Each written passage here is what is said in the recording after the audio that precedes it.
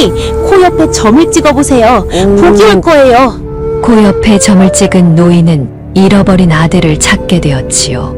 그렇습니다. 이 아이는 사주팔자를 고치는 능력을 갖고 있었으니 이 얘기를 들은 독사 영감은 저 아이를, 그래, 준비는 되었느냐? 저 아이를 납치해와라! 살려주세요. 네 아버지를 살리고 싶거든. 나를 조선에서 제일 가는 부자로 만들어라. 전기수야담을 찾아주셔서 감사합니다. 구독과 좋아요는 사랑입니다. 이야기 한 판 시작해보겠습니다. 조선 후기 경상도 상주의 석이라는 농부가 살았습니다. 남의 땅을 부쳐 먹고 사는 가난한 농부였는데 아내가 일찍 죽어 만복이라는 8살 배기 아들 하나만 덩그러니 남았지요. 석이는 만복이를 끔찍이 아꼈습니다. 아내가 죽은 뒤로 만복이가 세상에 하나뿐인 가족이었기에 자기 입에 들어갈 밥을 덜어서라도 만복이 밥그릇은 가득 채워주었고 헌 옷을 기워 입으면서도 만복이 옷은 새로 지어 입혔습니다. 만복이도 아버지를 따랐습니다. 어머니 얼굴도 모르고 자랐으니 아버지가 세상의 전부였고 아버지가 밭에 나가면 종일 기다렸다가 해질녘에 마중을 나가곤 하였지요. 세상에 둘뿐인 부자였으니 서로가 서로에게 전부일 수밖에 없었습니다.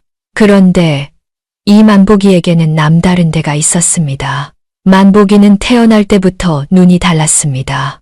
다른 사람에게는 보이지 않는 것이 만복이 눈에는 보였는데 사람 주변에 색깔 있는 안개 같은 것이 피어오르는 것이었습니다. 어떤 사람에게는 맑은 기운이 감돌았고 어떤 사람에게는 탁한 기운이 엉겨 있었지요. 처음에는 만복이도 그게 뭔지 몰라 그냥 신기하다고만 생각하였습니다. 그런데 자라면서 차츰 깨닫게 되었으니 그 기운이 그 사람의 운명을 보여주는 것이라는 사실이었습니다. 검은 기운이 짙은 사람에게는 죽음이나 큰 불운이 찾아왔고 황금빛 기운이 감도는 사람에게는 재물이 들어왔으며 붉은 기운이 이글거리는 사람에게는 권력이나 살기가 따라붙었습니다. 만복이는 이 사실을 아버지에게도 말하지 않았습니다. 말해봤자 미친놈 소리를 들을 것 같았고 괜히 아버지를 걱정시키고 싶지 않았기 때문이지요. 그해 가을, 장날이었습니다. 석이가 새벽부터 일어나 짐을 꾸렸는데 추수한 곡식 일부를 장에 내다 팔아 겨울 양식을 장만해야 하였습니다. 석이가 짐을 다 꾸리고 갓을 쓰려는데 만복이가 잠에서 깨어 아버지를 바라보았습니다. 만복이의 얼굴이 굳어졌습니다. 아버지 어깨 위에 시커먼 안개가 원리를 틀고 있었습니다. 그냥 검은 기운이 아니라 썩은 냄새가 나는 것 같은 축축하고 끈적끈적한 죽음의 기운이었는데 만복이가 태어나서 본 것 중 가장 짙고 무서운 기운이었지요. 만복이가 벌떡 일어나 아버지에게 달려갔습니다. 아버지, 오늘 장에 가면 안 돼. 만복이가 다급하게 외치자 석이가 웃으며 고개를 저으며 오늘 안 가면 겨울에 굶어 죽는다고 왜 그러느냐고 물었습니다. 만복이가 말을 잇지 못하였습니다. 아버지 어깨에 죽음의 기운이 보인다고 차마 말할 수가 없었지요. 석이가 갓을 쓰고 짐을 들려는데 만복이가 갑자기 아버지의 갓끈을 확 잡아당겼습니다. 툭! 갓끈이 끊어지며 갓이 땅에 떨어지자 석이가 눈을 동그랗게 뜨며 이놈아 뭐 하는 짓이냐고 소리쳤습니다. 아버지, 오늘 이 갓 쓰면 죽어. 가지마.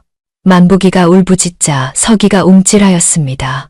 만복이가 장난치는 게 아니라는 것을 알 수 있었는데 아이의 눈에 진심 어린 두려움이 가득하였기 때문이지요. 석이가 한숨을 쉬며 주저앉아 알았다고 가끔 고치고 갈 테니 울지 말라고 달래자 만복이가 아버지의 손을 꽉 잡았습니다. 석이가 갓끈을 고치기 시작하였는데 끊어진 부분을 잇느라 시간이 꽤 걸렸습니다. 그때였습니다. 쿠르륵쾅 하늘이 갈라지는 듯한 굉음이 울려 퍼졌습니다. 석이와 만복이가 깜짝 놀라 밖을 내다보니 마을 어귀 당산나무에서 연기가 피어오르고 있었는데 벼락이 떨어진 것이었습니다. 수백 년 묵은 당산나무가 벼락을 맞아 두 동강이 나며 쓰러졌는데 그 거대한 나무가 쓰러진 곳이 바로 장터로 가는 길목이었습니다. 만약 서기가 제 시간에 집을 나섰더라면 그 길목을 지나고 있었을 것이고 나무에 깔려 죽었을 것이 아니겠습니까? 서기의 얼굴이 새파랗게 질렸습니다. 떨리는 손으로 만보기를 바라보았는데 만보기가 아버지 어깨를 바라보니 아까 보이던 검은 안개가 흐릿해지고 있었습니다. 죽음의 길을 비켜간 것이지요. 보가, 내가 어떻게... 서기가 더듬거리자 만보기가 아버지를 꼭 껴안았습니다. 아버지, 죽으면 안 돼. 아버지 죽으면 나 혼자야. 만보기가 울먹이자 서기가 아들을 꽉 껴안았습니다. 온몸이 떨렸습니다. 방금 죽을 뻔했다는 것을 깨달은 것이지요. 그날 이후 이상한 소문이 마을에 퍼지기 시작하였습니다. 서기네 아들 만보기가 아버지 목숨을 살렸다는 이야기가 입에서 입으로 전해졌는데 당산나무가 쓰러질 것을 미리 알고 아버지를 붙잡았다는 것이었습니다. 사람들이 반신반의하였으나 소문은 점점 커져 만보기 눈에는 저승사자가 보인다는 말까지 나돌았지요. 서기가 걱정이 되어 만보기에게 그날 어떻게 알았느냐고 아버지한테는 말해도 된다고 물으니 만보기가 한참을 망설이다가 입을 열었습니다. 아버지, 나 눈에 이상한 게 보여. 사람 주변에 색깔 있는 안개 같은 게. 만보기가 자기 눈에 보이는 것들을 하나하나 설명하자 서기는 말없이 들었습니다. 그날 아버지 어깨에 시커먼 안개가 보였다고. 죽을 것 같은 냄새가 나는 안개라서 붙잡은 거라고 말하자 서기가 한참 동안 아들을 바라보았습니다. 보가, 이건 아무한테도 말하면 안 된다. 알겠지? 서기가 단단히 말하자 만보기가 고개를 끄덕였습니다. 서기가 만보기를 꼭 껴안으며 내 어미가 너한테 뭘 물려준 게냐고 중얼거리자 만보기가 아버지 품에 얼굴을 묻었습니다. 부자는 서로를 꼭 껴안은 채 한참을 그렇게 있었습니다. 세상에 둘뿐인 가족이었지요. 당산나무 사건 이후 만보기는 자기 눈에 보이는 것들이 무엇인지 더 깊이 깨닫게 되었습니다.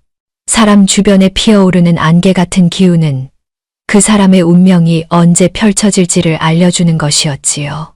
검은 기운이 짙어지면 죽음이 가까웠고 황금빛이 밝아지면 재물이 들어올 때가 다가오는 것이었습니다. 그런데 만보기 눈에는 그것만 보이는 게 아니었습니다. 사람의 얼굴과 손금을 보면 그 사람이 타고난 운명이 지도처럼 펼쳐졌는데 이목구비의 생김새와 손바닥의 금이 그 사람의 팔자를 고스란히 담고 있었지요. 기운이 언제를 알려준다면 관상과 손금은 무엇이 일어날지를 알려주는 것이었습니다. 더 신기한 것은 그 기운이 흐르는 길목을 바꿔주면 운명도 바뀐다는 사실이었습니다. 만보기는 이것을 어렴풋이 느끼고 있었으나 아직 써먹어 본 적은 없었지요.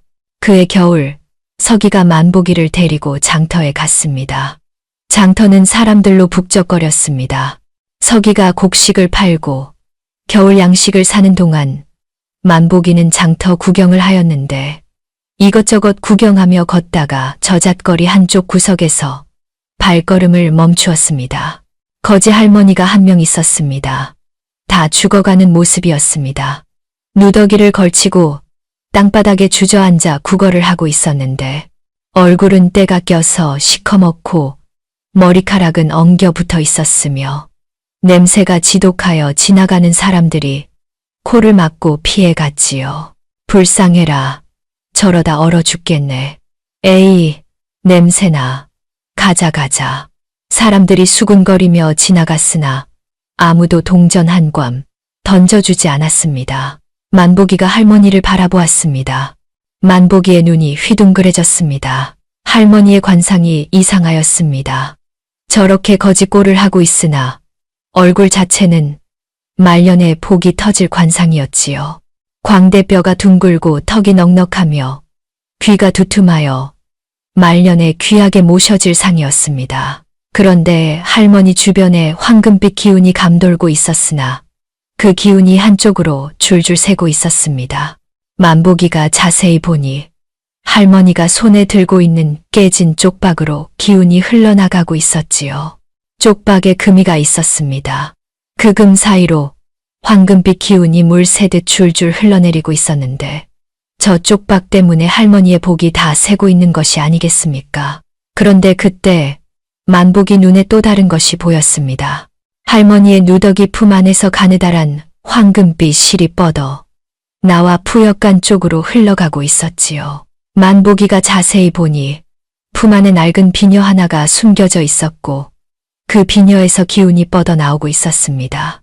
만보기가 할머니에게 다가갔습니다. 할머니, 만보기가 부르자 할머니가 고개를 들었습니다. 힘없는 눈이었으나 악한 눈은 아니었지요. 만보기가 할머니의 손을 잡아 손바닥을 펼쳐보았습니다. 손금에도 복이 가득하였습니다. 재물선이 굵고 길었으며 생명선도 튼튼하였지요. 타고난 팔자대로라면 부자로 살았어야 할 사람인데 무언가가 그 복을 막고 있었습니다. 만보기가 쪽박을 가리켰습니다. 할머니, 이 쪽박 어디서 났어? 만보기가 물으니 할머니가 힘없이 대답하였습니다. 이거 죽은 남편이 쓰던 거야. 이것만 있으면 남편이 옆에 있는 것 같아서. 할머니가 쪽박을 쓰다듬으며 말하자 만보기가 고개를 끄덕였습니다. 남편에 대한 정이 할머니를 쪽박에 묶어두고 있었고 그 쪽박이 할머니의 복을 갉아먹고 있었던 것이지요. 만보기가 쪽박을 확 빼앗아 멀리 던져버렸습니다. 아이고, 이 애가 왜 이래? 할머니가 놀라 소리치자 만보기가 단호하게 말하였습니다. 할머니, 그 쪽박이 귀신 붙은 쪽박이야. 그거 들고 있으면 평생 거지야. 만보기가 말하자 할머니가 멍하니 만보기를 바라보았습니다. 8살짜리 아이가 하는 말이라고는 믿기지 않는 눈빛이었지요. 만보기가 할머니 품을 가리켰습니다. 할머니 품 안에 비녀 있지? 그거 꺼내봐. 만보기가 말하자 할머니가 움찔하였습니다. 어떻게 알았느냐는 표정으로 품을 더듬더니 낡은 비녀 하나를 꺼냈습니다. 녹이 슬고 빛이 바랬으나 한때는 꽤 귀한 물건이었던 것 같았지요. 이거 시집 올 때 친정어머니가 준 건데 이게 뭐가 된다고. 할머니가 말하자 만보기가 비녀를 할머니 손에 꼭 쥐어주었습니다. 할머니, 이 비녀 꽉 쥐고 저기 푸젓간 앞에서만 앉아 있어. 절대 다른 데 가면 안 돼. 그러면 귀인이 나타날 거야. 만보기가 또박또박 말하자 할머니가 어리둥절하였습니다. 푸젓간 앞에. 왜? 할머니가 물으니 만보기가 빙그레 웃었습니다. 나도 잘 몰라. 근데 거기 앉아 있으면 좋은 일이 생겨. 믿어봐, 할머니. 만보기가 말하고는 아버지를 찾아 장터 속으로 사라졌습니다. 할머니가 멍하니 손에 쥔 비녀를 바라보다가 천천히 몸을 일으켜 푸젓간 앞으로 향하였습니다. 며칠 뒤 장터에 이상한 소문이 돌았습니다. 거지 할머니가 하루아침에 부잣집 노마님이 되었다는 것이었지요. 사연인즉슨 이러하였습니다. 할머니가 만보기 말대로 풀잇간 앞에 앉아 비녀를 쥐고 있었는데 풀잇간 주인이 그 비녀를 보더니 얼굴이 하얗게 질린 것이었습니다. 그 비녀가 푸젓간 주인이 어릴 때 헤어진 어머니가 차고 있던 비녀와 똑같았던 것이지요. 푸젓간 주인이 다가가 어디서 이 비녀를 얻었느냐고 물었고 이런저런 이야기를 나누다 보니 할머니가 바로 어릴 때 헤어진 친어머니라는 것이 밝혀졌습니다. 푸젓간 주인이 사실은 큰 부자였는데 돈은 많으나 어머니를 잃어버려 평생 한이 맺혀 있었던 것이지요. 푸젓간 주인이 할머니를 업고 집으로 모셔갔습니다. 거지였던 할머니가 하루아침에 비단 옷을 입고 기와집에서 사는 노마님이 된 것이었습니다. 이 기적 같은 일을 지켜본 자가 있었습니다. 변사용이라는 사내였습니다. 상주 일대에서 고리대금업으로 돈을 긁어 모은 자인데 사람들이 독사영감이라 불렀지요. 눈이 뱀처럼 가늘고 독하여 붙은 별명이었습니다. 돈을 빌려주고 갚지 못하면 집과 땅을 빼앗았고 버티는 자는 왈패를 풀어 두들겨 팼습니다. 독사영감이 그날 우연히 장터에 왔다가 만보기가 거지 할머니에게 비녀를 쥐어주는 것을 보았고 며칠 뒤 그 할머니가 부잣집 노마님이 되었다는 소문을 들었지요. 독사영감의 눈이 번뜩였습니다. 저 애새끼가 팔자를 바꿔주는 재주가 있단 말이냐. 독사영감이 혀를 날름거리며 중얼거렸습니다. 뱀이 먹잇감을 노리는 눈빛이었지요. 독사영감이 만보기를 눈여겨보기 시작하였습니다. 저 아이가 진짜 그런 재주가 있다면 자기를 조선 제1의 부자로 만들어줄 수도 있을 터였습니다. 탐욕에 눈이 뒤집힌 독사영감이 만보기를 향해 천천히 다가가고 있었습니다. 거지 할머니 사건 이후 독사영감은 만보기를 뒤쫓기 시작하였습니다. 수소문 끝에 만보기가 상주 외곽의 가난한 농가에 산다는 것을 알아냈고 아비와 단둘이 산다는 것도 알아냈지요. 독사영감의 입꼬리가 올라갔습니다. 가난한 집의 아비 하나뿐이라면 손쉬운 먹잇감이었습니다. 오늘 밤에 간다. 애새끼만 살살 데려와라. 독사영감이 왈패들에게 명령하였습니다. 그날 밤 서기네 집에 불청객이 찾아왔습니다. 달도 없는 그쯤 밤이었습니다. 서기와 만보기가 저녁을 먹고 잠자리에 든 지 1시즌쯤 지났을 때 마당에서 인기척이 났습니다. 서기가 눈을 번쩍 떠 귀를 기울이니 발소리가 여럿 들려왔지요. 누구냐? 서기가 벌떡 일어나 소리치자 문이 벌컥 열리며 검은 그림자들이 쏟아져 들어왔습니다. 왈패 대여섯이 몽둥이를 들고 방 안으로 들이닥친 것이었습니다. 서기가 만보기를 등 뒤로 밀치며 앞을 막아섰습니다. 이놈들, 뭐 하는 짓이냐? 서기가 소리치며 주먹을 휘둘렀으나 상대가 되지 않았습니다. 왈패 하나가 몽둥이를 휘두르자 서기의 머리에 정통으로 맞았고 피가 터지며 서기가 비틀거렸습니다. 아버지, 만보기가 비명을 질렀습니다. 서기가 쓰러지지 않으려고 버텼으나 왈패들이 달려들어 두들겨 팼습니다. 한 대, 두 대, 세 대, 몽둥이가 서기의 등과 어깨와 머리를 사정없이 내리쳤고 서기가 피를 흘리며 마당에 쓰러졌습니다.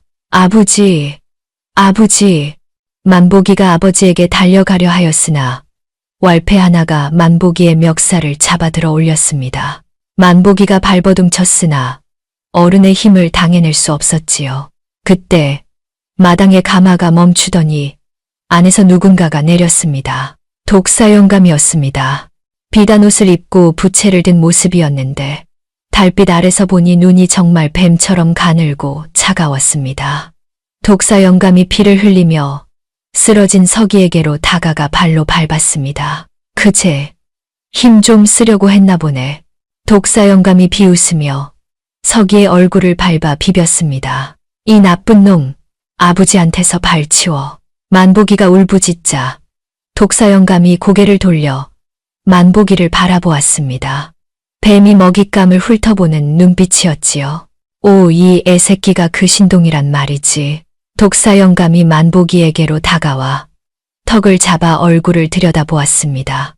만보기가 독사영감의 얼굴을 보는 순간 온몸에 소름이 돋았습니다.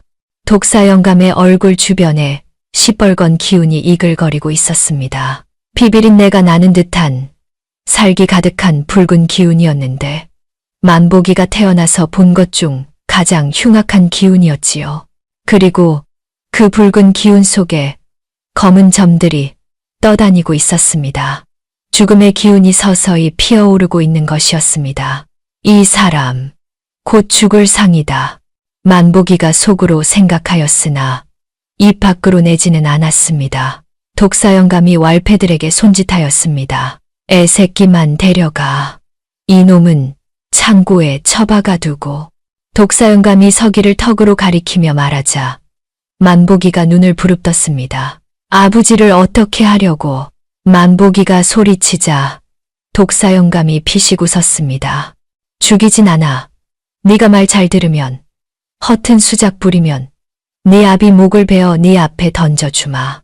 독사영감이 말하자 만복이의 얼굴이 새파랗게 질렸습니다. 아버지가 인질이 된 것이지요. 왈패들이 피투성이가 된 서기를 질질 끌고 창고로 향하였습니다.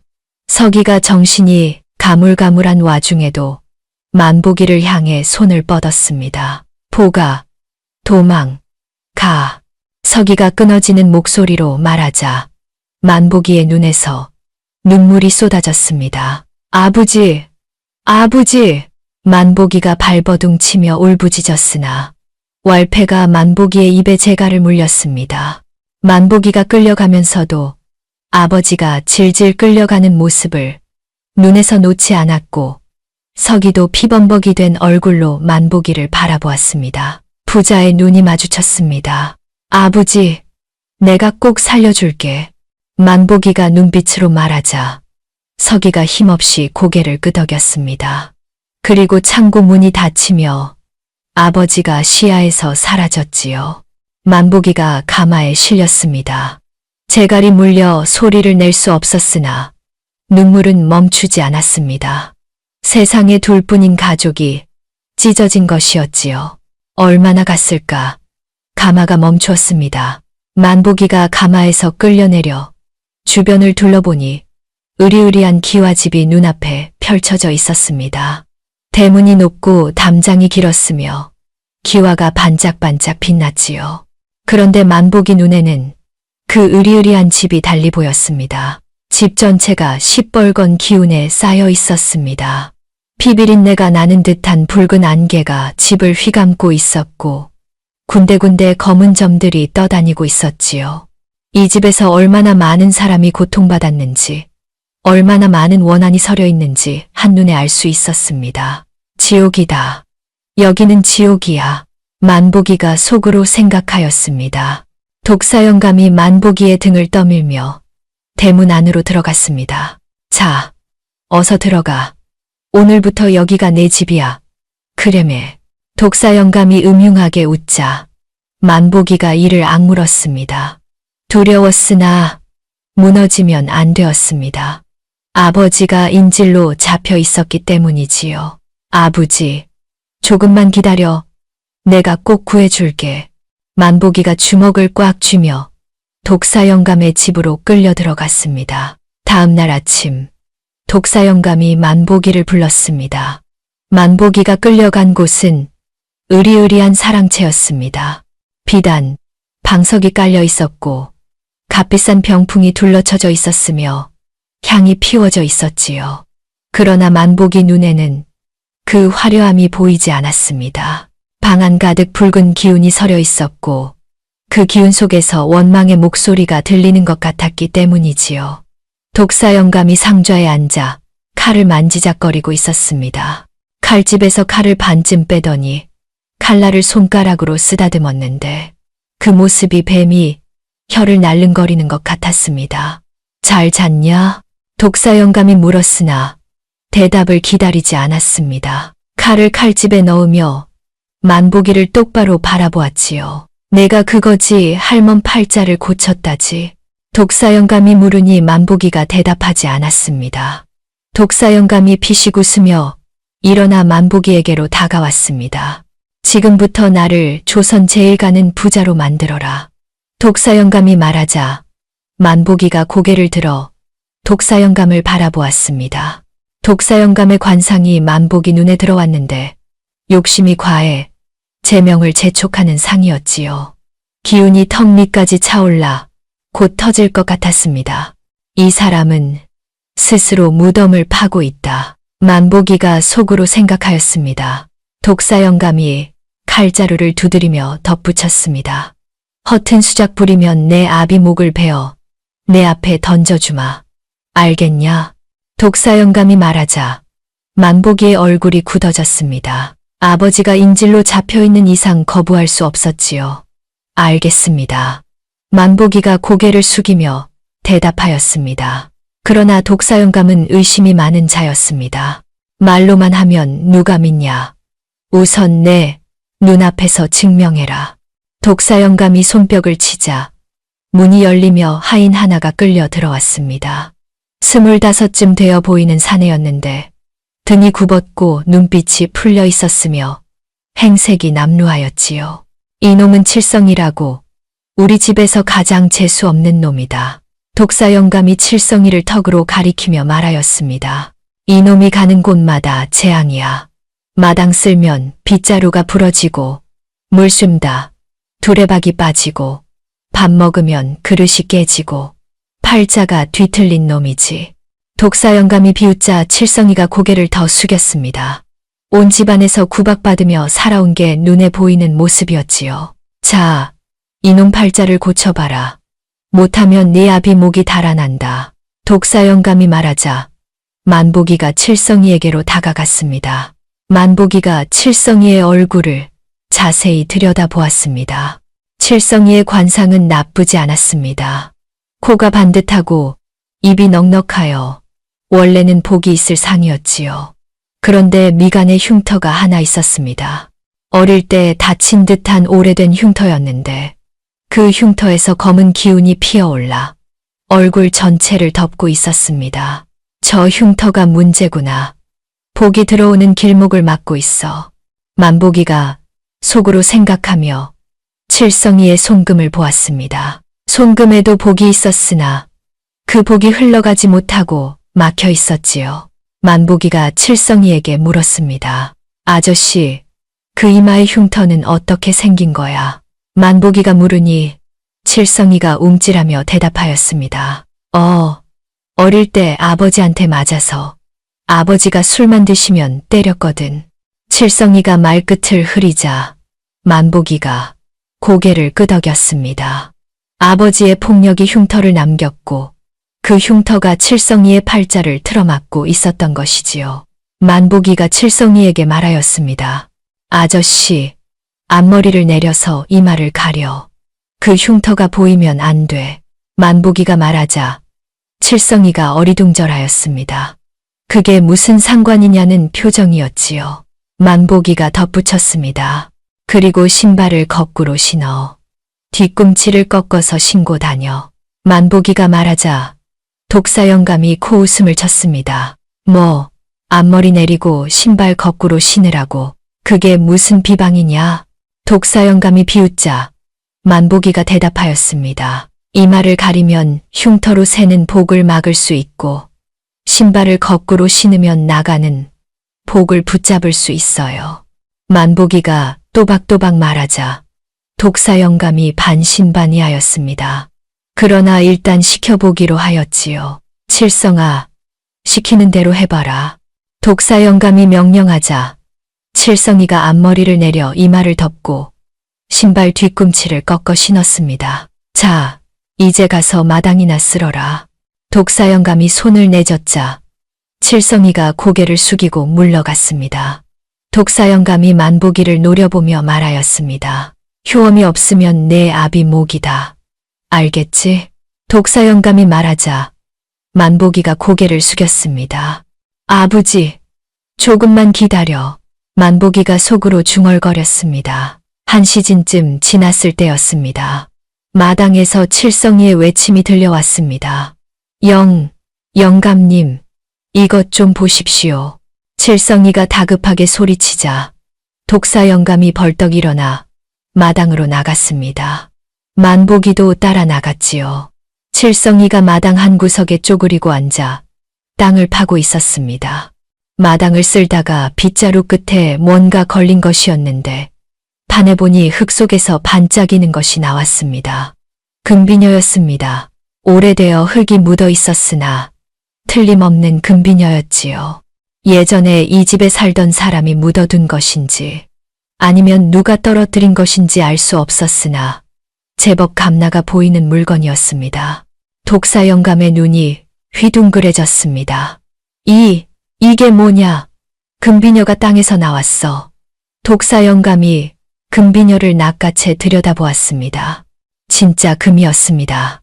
독사 영감의 손이 부들부들 떨렸지요. 독사 영감이 만복이를 돌아보았습니다. 눈에 탐욕이 이글거리고 있었습니다. 진짜다. 이놈은 진짜야. 독사 영감이 외치며 웃기 시작하였습니다. 히히, 크치, 치. 웃음이 점점 커지더니 미친 사람처럼 웃어댔지요. 만보기가 그 모습을 지켜보며 속으로 생각하였습니다. 호랑이 아가리에 머리를 넣었구나. 이제 빠져나갈 방법을 찾아야 해. 만보기가 주먹을 꽉 쥐었습니다. 한편 칠성이가 만보기를 바라보고 있었습니다.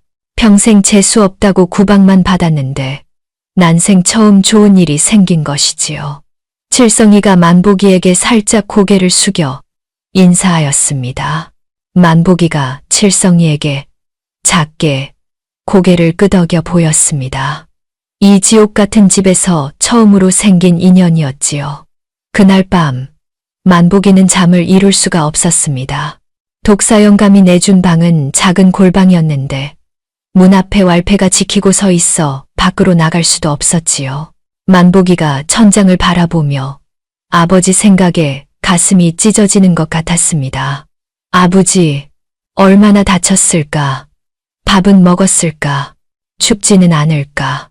만보기가 뒤척이며 눈물을 삼켰습니다.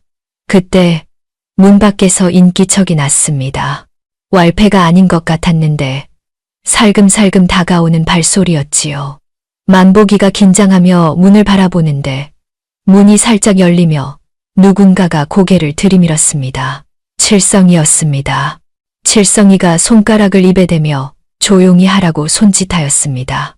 왈패가 술 먹고 졸고 있으니 지금뿐이라며 만보기의 손을 잡아당겼는데 낮에 만보기가 해준 덕에 평생 처음으로 좋은 일이 생겼으니 은혜를 갚겠다는 것이었지요. 아버지 보고 싶지? 창고로 데려다 줄게. 칠성이가 속삭이자 만보기의 눈에 눈물이 핑 돌았습니다. 두 사람이 살금살금 마당을 가로질러 창고로 향하였습니다. 창고는 본체에서 떨어진 구석에 있었는데 낡은 목조 건물이었습니다. 창살이 박힌 작은 창문이 하나 있었고 문에는 자물쇠가 채워져 있었지요. 칠성이가 창문 쪽으로 만보기를 데려가며 여기서 말하라고. 자물쇠 열쇠는 영감이 가지고 있어 문은 못 연다고 속삭였습니다. 만보기가 창살 앞으로 다가가 안을 들여다보았습니다. 어둠 속에서 누군가가 벽에 기대어 앉아 있었는데 머리에 핏자국이 말라붙어 있었고 옷이 찢어져 있었습니다. 아버지였습니다. 아버지. 만보기가 떨리는 목소리로 부르자 서기가 고개를 들었습니다. 보가냐. 서기가 힘겹게 몸을 일으켜 창살로 다가왔습니다. 얼굴이 퉁퉁 부어 있었고 입술이 터져 있었으며 눈 밑에 멍이 들어 있었지요. 만보기가 그 모습을 보고 눈물이 쏟아지며 많이 다쳤느냐고 물었고 서기가 창살 사이로 손을 내밀며 괜찮다고. 이 정도는 아무것도 아니라고 억지로 웃었습니다. 만보기가 창살 사이로 손을 넣어 아버지의 손가락을 잡았습니다. 거칠고 굳은 살 박힌 손이었으나 따뜻하였지요. 서기가 만보기는 다치지 않았느냐고, 그놈들이 뭘 하지 않았느냐고 다급하게 물으니 만보기가 고개를 저으며 괜찮다고, 영감이 뭘 시켜서 아직은 안 건드린다고 대답하였습니다. 서기가 안도의 한숨을 쉬었으나 이내 표정이 굳어졌지요. 보가, 내 말 잘 들어라. 틈만 나면 도망가거라. 아버지 걱정하지 말고. 서기가 말하자 만보기가 고개를 세차게 저었습니다. 싫어. 아버지 두고 못 가. 만보기가 단호하게 말하자 서기가 안타까운 표정을 지으며 이 바보야. 넌 아직 8살이야. 어른 일에 끼어들면 안 된다고 말하였습니다. 만보기가 눈물을 훔치며 아버지를 똑바로 바라보았습니다. 아버지, 저 눈에 그 영감 죽을 길이 보여. 만보기가 말하자 서기가 눈을 동그랗게 떴습니다.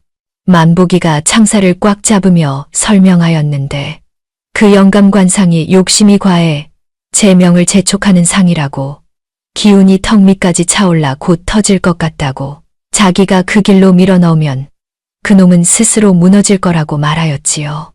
서기가 한참 동안 아들을 바라보았습니다. 8살짜리 아이가 할 말이 아니었지요. 만보기가 아버지의 손을 꽉 쥐었습니다. 아버지, 조금만 기다려. 제가 꼭 구해줄게. 약속해. 만보기가 말하자 서기의 눈에 눈물이 고였습니다. 만보가, 이제 가야 해. 월패가 깰 시간이야. 칠성이가 다급하게 속삭이자 만보기가 아버지의 손을 놓지 못하였습니다. 금방 또 오겠다고 말하자 서기가 고개를 끄덕이며 조심하라고, 절대 무리하지 말라고 당부하였지요. 만보기가 아버지의 손등에 이마를 대었습니다. 따뜻한 온기가 전해졌습니다. 만보기가 몸을 돌려 칠성이를 따라갔습니다. 몇 발자국 가다가 뒤를 돌아보니 아버지가 창살 사이로 손을 내밀고 있었습니다. 만보기가 꾹 참았던 눈물을 흘리며 발걸음을 옮겼습니다. 골방으로 돌아온 만보기가 천장을 바라보며 생각에 잠겼습니다. 그 영감은 욕심이 끝이 없어 내가 뭘 해줘도 더 달라고 할 거야. 그러다 스스로 무너지겠지. 만보기가 주먹을 꽉 쥐었습니다. 내가 해줄 건 해주는 척하면서 그놈이 스스로 무덤을 파게 만들어야 해. 욕심을 채워주는 척하면서 파멸로 이끄는 거야. 만보기의 눈이 어둠 속에서 빛났습니다. 아버지, 기다려. 내가 꼭 구해줄게. 만보기가 눈을 감았습니다. 칠성이 사건 이후 독사 영감의 욕심은 끝을 모르고 커져갔습니다. 금비녀 하나로 만보기의 능력을 확신한 독사 영감이 밤낮으로 만보기를 불러댔지요. 나를 더 부자로 만들어라. 조선 제1의 부자로 만들어라. 팔도의 돈을 다 긁어 모아라. 욕심이 하늘을 찔렀습니다. 며칠 뒤 독사 영감이 만보기를 사랑채로 불렀습니다. 이제 내 차례다. 칠성이 같은 하인 팔자 말고 내 팔자를 봐라. 나를 조선 제1의 부자로 만들 비방을 내놓아라.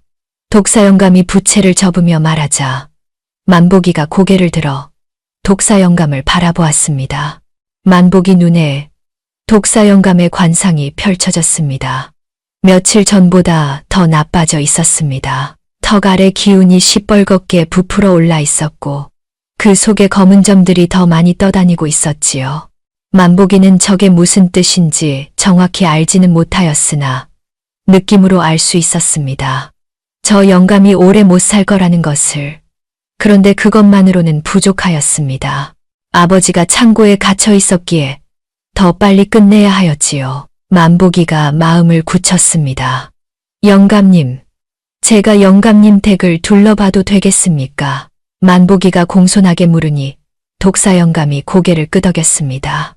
만보기가 독사 영감을 따라 집 안을 둘러보았습니다. 본채와 사랑채, 안채와 별채, 창고와 마당, 으리으리한 저택이었으나 만보기 눈에는 온통 붉은 기운과 검은 기운이 서려 있었지요.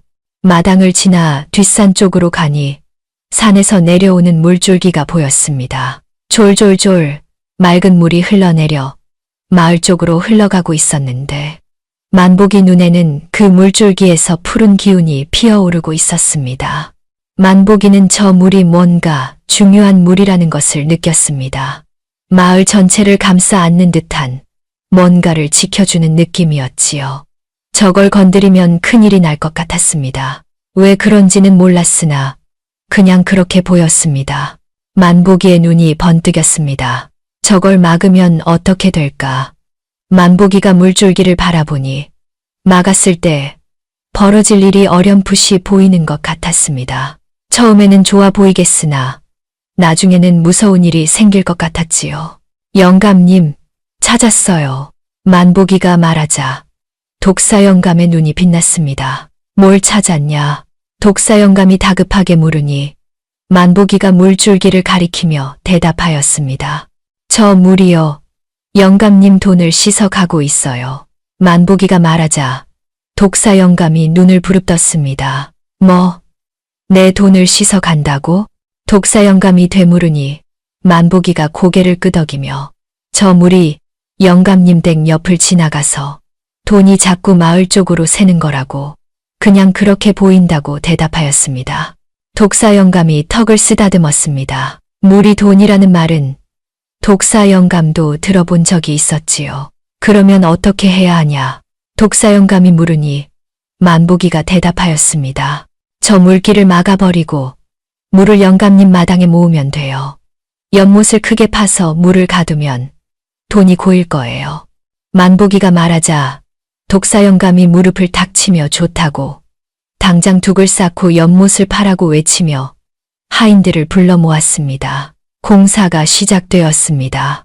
독사 영감이 인부 수십 명을 풀어 뒷산 물줄기를 막는 큰 둑을 쌓기 시작하였습니다. 인부들이 흙을 지게에 지고 나르고 돌을 굴려 쌓고 나무를 베어 박았지요. 아침부터 해질녘까지 공사판이 시끄러웠습니다. 둑이 점점 높아지자 물줄기가 막히기 시작하였습니다. 졸졸 흐르던 물이 둑 앞에서 고이기 시작하였고 마을 쪽으로 흐르던 물이 점점 줄어들었지요. 한편 마당에서는 연못을 파고 있었습니다. 인부들이 삽으로 땅을 파는데 조금만 파도 질퍽질퍽 물이 솟아올랐습니다. 원래 집안이 약한 곳이었던 것이지요. 영감님, 여기는 땅이 너무 물러서 연못을 파기가. 인부 하나가 말하려다 독사 영감의 눈을 보고 입을 다물었습니다. 시끄러워. 시키는 대로 해. 더 깊이, 더 넓게 파. 독사 영감이 호통을 치자 인부들이 고개를 숙이고 땅을 팠습니다. 그러자 마을 사람들이 몰려왔습니다. 영감님, 이러시면 안 됩니다. 저 물이 끊기면 우리 논에 물을 댈 수가 없습니다. 마을 이장이 앞에 나서며 애원하였습니다. 뒤에 모인 농부들도 한 목소리로 호소하였지요. 저 물이 없으면 우리 다 굶어 죽습니다. 제발 생각을 거두어 주십시오. 농부들이 무릎을 꿇으려 하자 독사 영감이 코웃음을 쳤습니다. 시끄러워. 내 땅에서 내가 뭘 하든 무슨 상관이냐. 꺼져. 독사 영감이 왈패들을 풀어 마을 사람들을 쫓아내라고 명령하였습니다.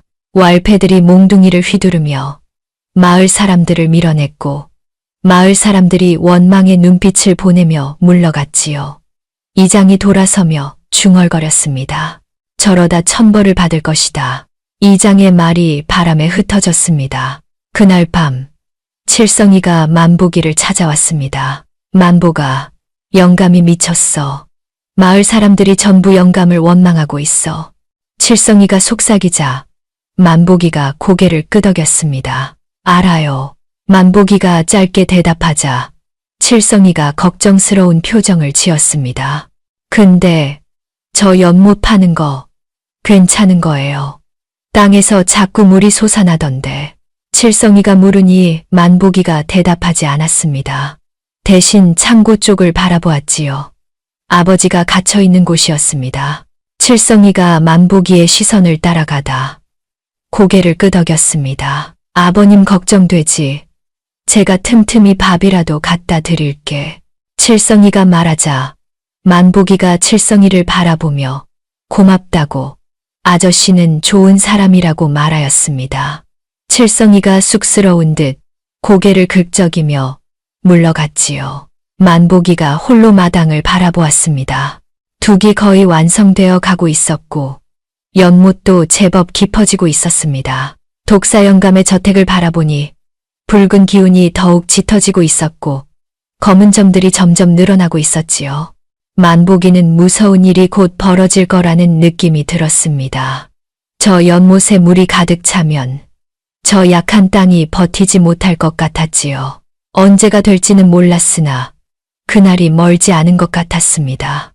만보기가 창고 쪽을 바라보며 주먹을 꽉 쥐었습니다. 그날이 오기 전에 아버지를 빼내야 하였습니다. 둑이 완성되고 연못이 채워지자 이상한 일이 벌어지기 시작하였습니다. 독사 영감과 경쟁하던 상단의 배가 바다에서 침몰하였습니다. 풍랑을 만났다는 소문이었는데 배에 실린 비단과 약재가 전부 바다에 가라앉았지요. 상단 주인이 하루아침에 빈털터리가 되어 독사 영감에게 빚을 갚지 못하게 되었고 독사 영감이 그 상단을 통째로 삼켜버렸습니다. 며칠 뒤에는 또 다른 경쟁자의 창고에 불이 났습니다. 원인을 알 수 없는 불이었는데 창고에 쌓아둔 곡식이 전부 타버렸지요. 그 집도 빚을 갚지 못해 독사 영감에게 땅을 빼앗겼습니다. 이런 일이 한두 번이 아니었습니다. 독사 영감의 경쟁자들이 하나둘 망해가자 독사 영감의 재물은 눈덩이처럼 불어났지요. 독사 영감이 돈괴를 열어 돈을 세며 웃었습니다. 하하하, 만보가 내가 복덩이구나. 조선 팔도 돈이 다 내 것이다. 독사 영감이 외치며 만보기의 어깨를 탁탁 쳤습니다. 눈에 탐욕이 이글거리고 있었지요. 물을 막으니 진짜 돈이 쏟아지는구나. 역시 물이 돈이야. 독사 영감이 돈괴에서 금덩이를 꺼내 이리저리 굴리며 감탄하였습니다.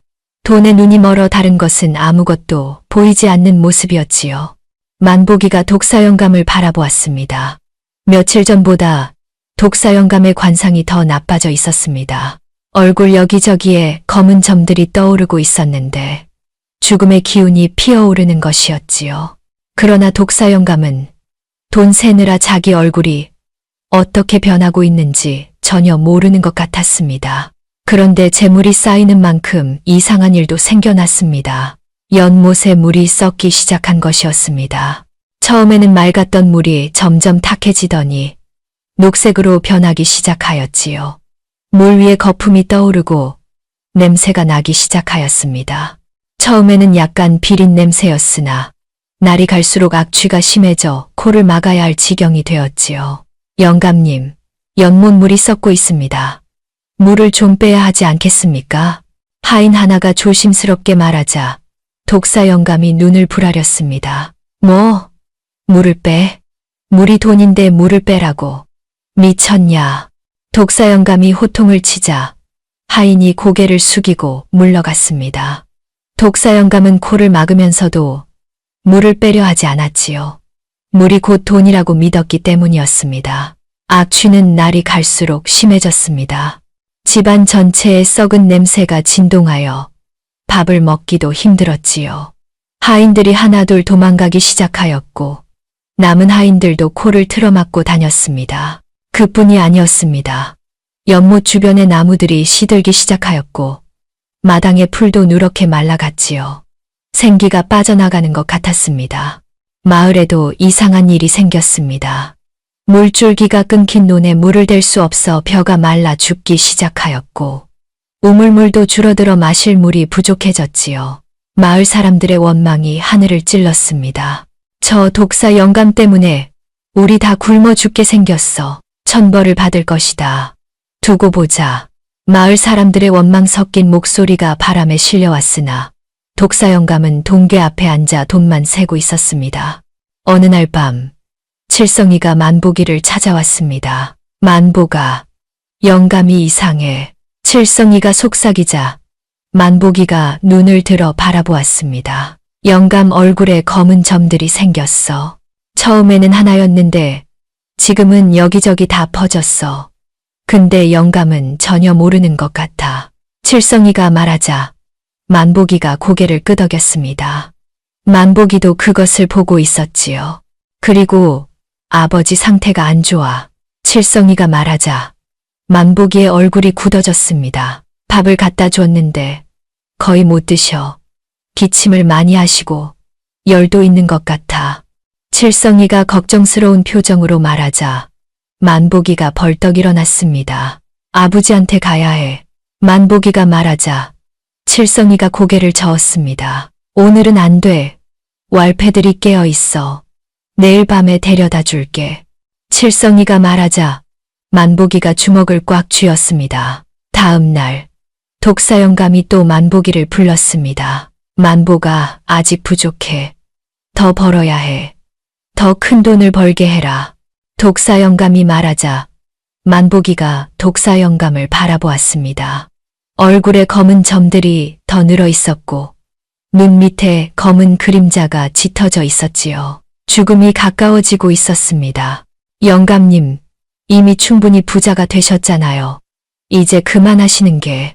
만보기가 말하려다 독사 영감이 버럭 소리를 질렀습니다. 닥쳐.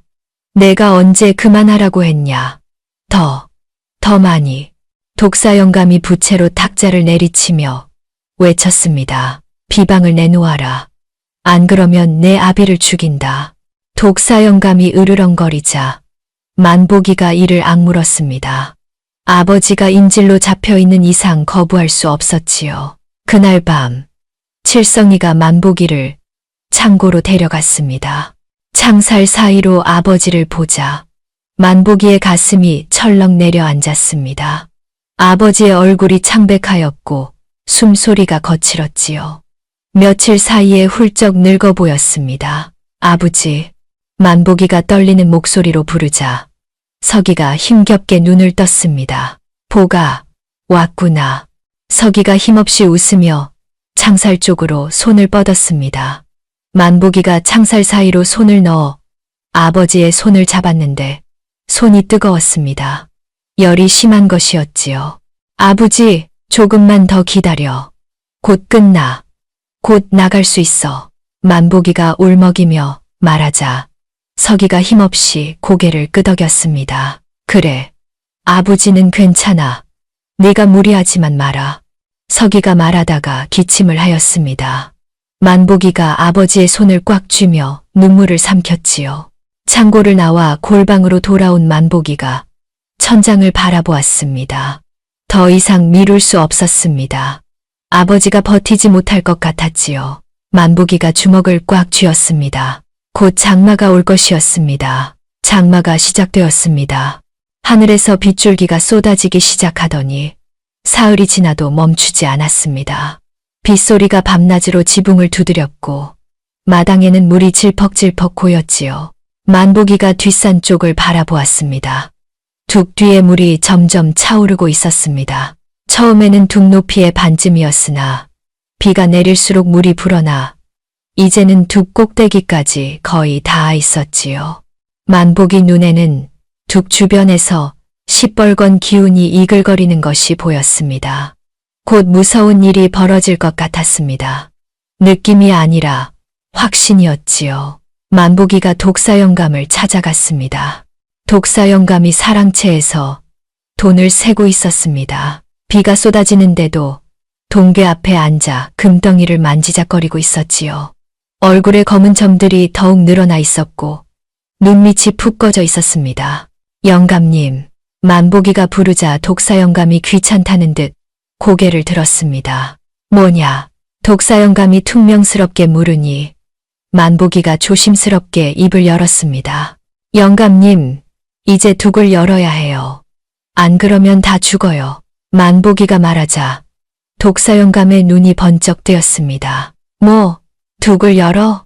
독사 영감이 벌떡 일어나며 소리쳤습니다. 미쳤냐? 둑을 열면 물이 다 빠져.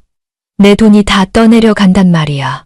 독사 영감이 부채를 휘두르며 고함을 치자 만보기가 한 발 물러섰습니다. 영감님, 저 둑이 곧 터져요. 비가 너무 많이 와서 물이 넘칠 것 같아요. 그러면 집이 다 쓸려가요. 만보기가 다급하게 말하였으나 독사 영감은 들은 척도 하지 않았습니다. 닥쳐. 내 놈이 날 속이려는 거지. 내 돈을 빼돌리려는 거지.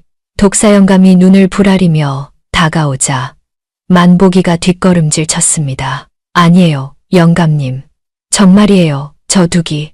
만보기가 말하려다 독사 영감이 만보기의 멱살을 잡아 들어 올렸습니다. 이놈이 끝까지 헛소리를 하는구나. 좋아, 내 아비를 데려와라. 독사 영감이 왈패들에게 소리치자 왈패들이 우르르 창고로 달려갔습니다. 잠시 뒤 왈패들이 서기를 질질 끌고 왔습니다. 서기는 얼굴이 창백하였고 걸음도 제대로 걷지 못하였지요. 아버지, 만보기가 소리치자 서기가 힘없이 고개를 들었습니다. 독사 영감이 서기의 목에 칼을 들이대며 만보기를 노려보았습니다. 다시 한번 둑을 열라는 소리를 하면 내 아비 목을 벤다. 알겠냐? 독사 영감이 으르렁거리자 만보기가 이를 악물었습니다. 아버지의 목에 칼날이 닿아 있었지요. 그리고 이놈을 다시 창고에 쳐넣어라. 자물쇠를 2개 더 채워. 독사 영감이 명령하자 왈패들이 서기를 다시 끌고 갔습니다. 서기가 끌려가면서 만보기를 바라보았는데 눈빛으로 괜찮다고 무리하지 말라고 말하는 것 같았지요. 그날 밤 비는 더욱 거세졌습니다. 하늘에서 물동이를 붓는 것 같았습니다. 번개가 치고 천둥이 울렸으며 바람이 나무를 휘어지게 하였지요. 만보기가 골방에서 초조하게 서성거리는데 문이 열리며 칠성이가 들어왔습니다. 온몸이 비에 젖어 있었지요. 만보가 큰일이야. 두개 금이 가기 시작했어. 칠성이가 다급하게 말하자 만보기가 눈을 부릅떴습니다. 아버지를 빼내야 해. 지금 당장. 만보기가 말하자 칠성이가 고개를 끄덕였습니다. 나도 그 생각이야. 자물쇠가 3개나 채워져 있는데 도끼로 부숴야겠어. 칠성이가 말하며 만보기의 손을 잡아당겼습니다. 두 사람이 빗속을 뚫고 창고로 달려갔습니다. 비가 얼굴을 때렸으나 아랑곳하지 않았지요. 칠성이가 광에서 가져온 도끼를 휘둘러 자물쇠를 내리쳤습니다. 쨍, 쨍, 쨍. 자물쇠 하나가 부서지고 2번째가 부서지고 3번째가 부서졌습니다.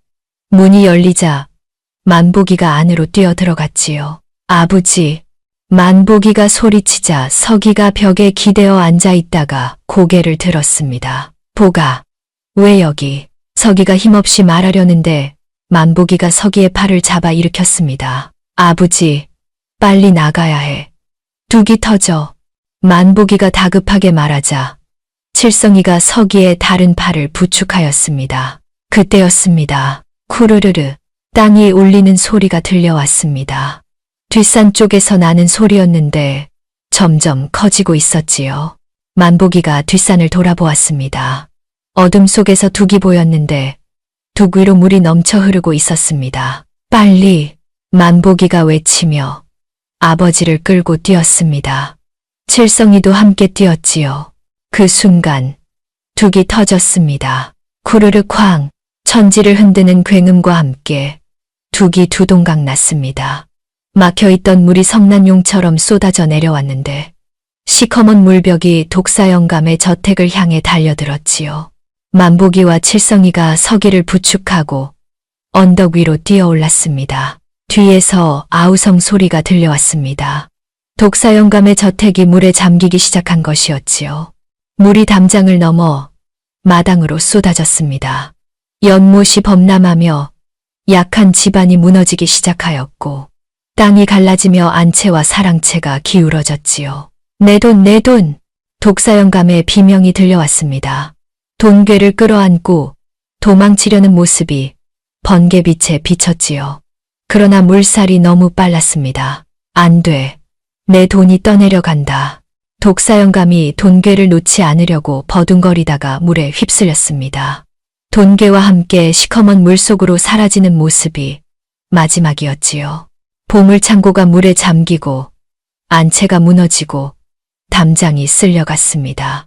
조선 제1의 부자가 되겠다던 독사영감의 저택이 한순간에 물바다가 되어버렸습니다. 언덕 위에서 만보기가 그 광경을 지켜보았습니다. 물이 모든 것을 삼키고 있었습니다. 돈도 집도 욕심도 전부. 서기가 만보기의 손을 잡았습니다. 보가, 네가 살렸구나.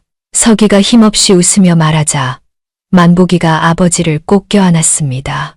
비가 점점 잦아들고 있었습니다. 먹구름 사이로 달빛이 비쳐들었지요. 비가 그쳤습니다.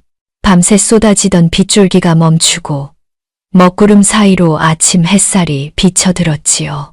만보기가 언덕 위에서 눈을 떠 아래를 내려다보았습니다. 독사영감의 저택이 있던 자리에는 흙탕물만 가득하였습니다. 으리으리하던 기와집은 온데간데 없고 무너진 담장과 부러진 기둥만 물 위에 둥둥 떠다녔지요. 보물창고가 있던 자리는 거대한 웅덩이가 되어 있었고 연못이 있던 마당은 땅이 꺼져 구덩이가 되어 있었습니다. 만보기가 폐허를 바라보며 독사영감의 관상을 떠올렸습니다. 욕심이 과해 제명을 재촉하는 상이었지요. 결국 그 욕심이 스스로를 삼켜 버린 것이었습니다. 서기가 만보기 옆에서 몸을 일으켰습니다. 밤새 언덕에서 비를 피해 쉬었는데 얼굴에 핏기가 돌아오고 있었지요. 열도 많이 내린 것 같았습니다. 아버지, 괜찮아. 만보기가 물으니 서기가 힘없이 웃으며 고개를 끄덕였습니다. 그래, 이제 괜찮다. 내 덕분에 살았다. 서기가 만보기의 머리를 쓰다듬으며 말하자 만보기가 아버지의 품에 얼굴을 묻었습니다. 그동안 참았던 눈물이 쏟아졌지요. 아버지, 무서웠어. 아버지 죽을까봐. 만보기가 울먹이자 서기가 만보기를 꼭 껴안았습니다. 다 끝났다. 이제 집에 가자. 서기가 말하자 만보기가 고개를 끄덕였습니다. 그때 언덕 아래에서 누군가가 올라오고 있었습니다. 칠성이었습니다. 온몸이 진흙투성이었으나 얼굴에는 환한 웃음이 걸려 있었지요. 만보가, 아저씨, 괜찮아? 칠성이가 다가오며 물으니 만보기가 고개를 끄덕였습니다. 아저씨 덕분이야. 아저씨가 아니었으면 아버지 못 구했어. 만보기가 말하자 칠성이가 머리를 극적이며 쑥스러워하였습니다. 뭘, 나야말로 내 덕분에 팔자가 바뀌었잖아. 은혜를 갚은 거지. 칠성이가 말하자 서기가 칠성이에게 고개를 숙였습니다. 고맙네. 자네 은혜는 평생 잊지 않겠네. 서기가 진심을 담아 말하자 칠성이가 손을 내저으며 아니라고, 당연한 일을 한 것뿐이라고 대답하였지요. 만보기가 칠성이에게 물었습니다. 아저씨는 이제 어떻게 할 거야?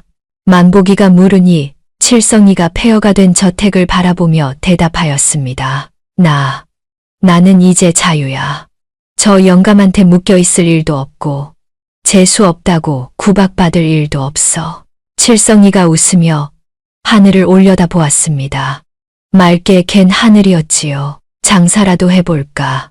앞머리 내리고 신발 거꾸로 신으니까 운이 트이더라고.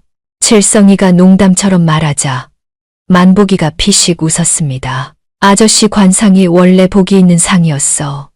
이제 잘 될 거야. 만보기가 말하자 칠성이가 만보기의 어깨를 탁 쳤습니다.